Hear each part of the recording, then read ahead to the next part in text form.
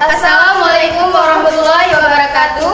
Perkenalkan, kami dari kelas 3 Bahasa. Di sini kami akan mewawancarai salah satu teman kita juga dari kelas 3 Bahasa.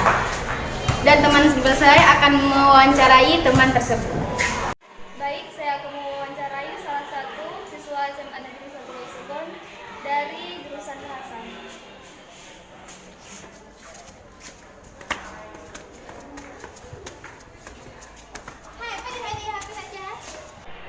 Bisakah saya mewawancarai Anda? Itu boleh. Terlebih dahulu, bisakah Anda memperkenalkan diri? Baik, nama saya adalah Nuraskin. Saya berasal dari kelas 3 Bahasa.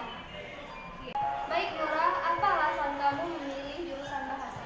Alasannya adalah karena saya ingin mempelajari beragam bahasa. Adalah bahasa Jepang yang ada di jurusan Bahasa.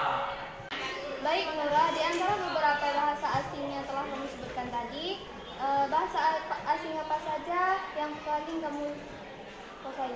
Saya sedikit bisa menguasai bahasa Jepang. Bagaimana kesan kamu selama mempelajari bahasa Jepang? Kesan saya adalah saya sangat tertarik untuk mempelajari bahasa Jepang